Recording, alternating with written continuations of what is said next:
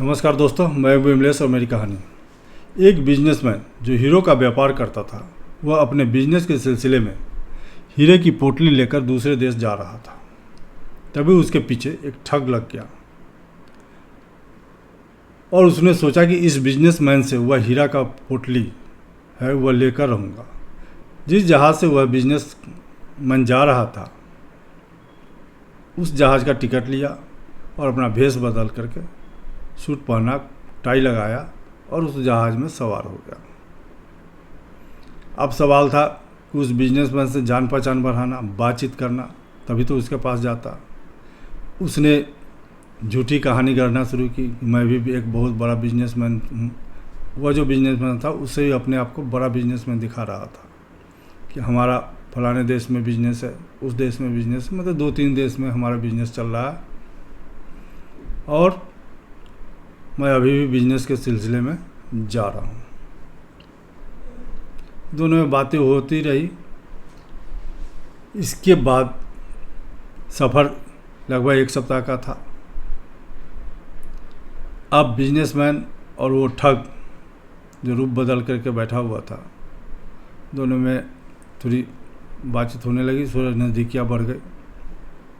इसके बाद दोनों एक ही जगह बैठे हुए थे।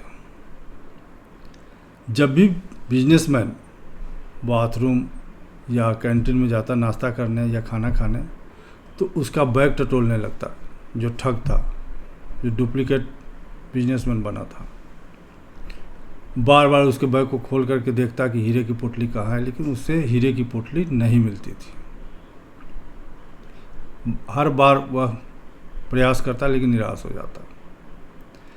जब 5-6 रेज बचे थे, 5-6 रेज समाप्त हो गए, 7वें दिन सफ़र पूरा होना था, जहाँ जहाज़ जानी थी वहाँ रुकनी थी, तो वह थोड़ा मायूस हो गया और सोचने लगा कि बेकार का समय भी बर्बाद हो गया, किराए में पैसे भी लगे और हीरा हाथ नहीं लगा। 7वें दिन जहाज़ बंदरगाह पर रुकी। वह जो बिजनेसमैन था वो अपना बैग लेकर के उतर गया।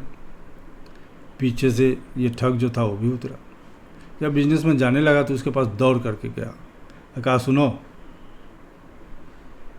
तो एक बात हमको बताते जाओ, मैं कोई बिजनेसमैन नहीं हूँ, मैं एक ठग हूँ और तुम्हारे पास जो हीरे की पोटली है उसको मैं लेने के लिए तुम्हारे साथ सफ़र किया और मैंने झूठ बोला कि मैं बहुत बड़ा बिजनेसमैन हूँ। खैर, पोटली तो हमको नहीं मिली, लेकिन इतना बता दो कि तुम पोटली रखे कहाँ थे, क्योंकि इस 7 रोज़ में मैंने हर रोज़ तुम्हारे बैग को खोला और उसको ढूंढता रहा। तब वह जो बिजनेसमैन था मुस्कुराया और कहा कि जब मैं अपने सीट से दूसरे जगह जाता था नाश्ता करने या कैंटीन में चाय पीने, तो मैं अपने बैग से उस हीरे की पोटली तुम्हारे निकाल करके तुम्हारे बैग को खोलता था और उसमें डाल देता था और मैं चला जाता था। और जब मैं वहाँ से आता था तो फिर तुम्हारा बैग खोल करके उसमें से निकाल करके अपने बैग में रख लेता था। अब इतना सुनना था कि वह जो ठग था उसका सिर चकरा गया। कहा कि ये तो हमसे भी बड़ा शातिर निकला। अब मैं वापस जा रहा हूँ, माफ़ करना, मैंने तुम्हारे हीरे की तरफ नज़र रखी और हीरा मैं प्राप्त नहीं कर सका। इसलिए कहा गया है कि दूसरे के धन पर कभी भी लालच नहीं करनी चाहिए। नमस्कार। कहानी छोटी सी थी, अगर अच्छी लगी हो तो लाइक और सब्सक्राइब कीजिएगा। कहते हैं ना, करो कुछ ऐसा कि दुनिया करना चाहे तुम्हारे जैसा। नमस्कार।